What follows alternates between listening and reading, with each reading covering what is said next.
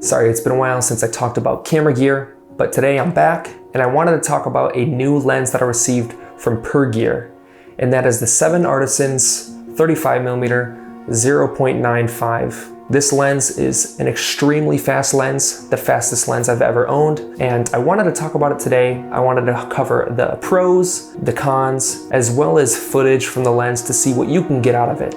I exclusively use this lens with the GX85, so just keep that in mind. I just wanted to get a feel for this lens on a smaller camera body, and I thought you guys might benefit from this as well. Like I mentioned earlier, this is a F0.95 lens, so it is extremely fast, extremely good in low light, and it is a 70mm equivalent since it is a micro 4/3 mounted lens. You can get this lens in Sony E mount, Nikon Z mount, and Fuji X mount, I believe. But for this video, we're talking about the micro 4/3 version. Even at F0.95, it's very pleasing. It has a little bit of a softer look.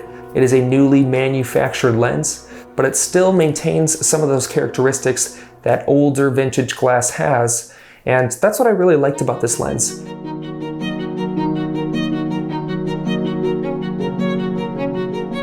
It didn't have as much of a clinical look as some of the modern lenses on the market, and this may be cheaper quality glass, but even with that said, I think the glass is really nice. The flares are really good, and once you stop down to f2 and maybe even f2.8 onwards, this lens gets extremely sharp.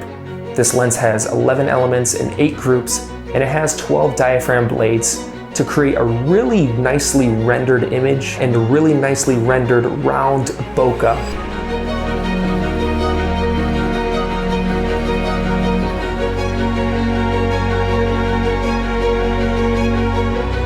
The focus ring on this lens is very smooth, but not too smooth. It has a nice amount of tension to it, so you don't feel like you're flying through the focus throw too quickly. And the same goes for the aperture ring. It's very smooth. The dampening is really nice. Like I mentioned before, this lens specifically is the micro 4/3 mount version, and it is built for APS-C sized sensored cameras.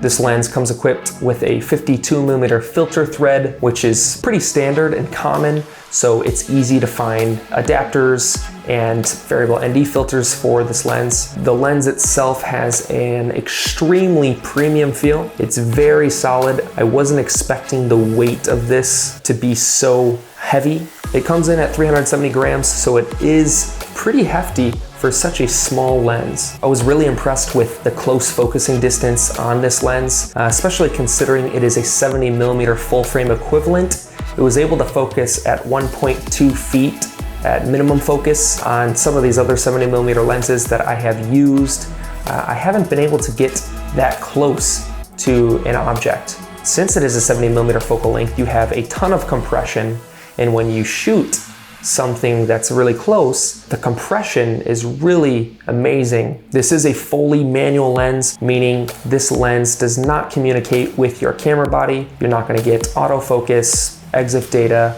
or anything of that sort. One thing I wasn't too fond of on this lens was the 35mm text there. It's a little bit distracting because of how large it is. The font isn't the prettiest, and I think it cheapens up the look of the camera lens. Something that I'm a huge fan of on this lens is the mount.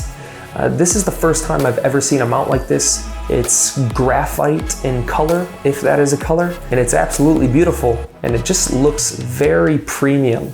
And that's a nice little touch on this lens that I appreciated. This lens does suffer pretty significant chromatic aberration issues, as well as some purple fringing, mostly when you're wide open at 0.95. It's a little overkill on some subjects, especially when the sun is hitting them at a perfect angle and you're shooting, from the shadow side.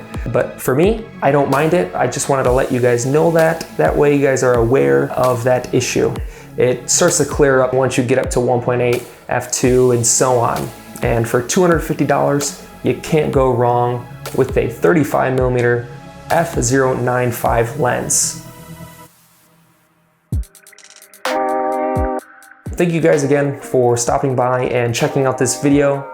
I will have all of the links in the description below. And if you have any questions, please drop them in the comment section. I love helping you guys out, and bear with me if I don't respond right away. I do my best to respond to all of the comments. Thank you guys again for watching, and I hope to see you next time.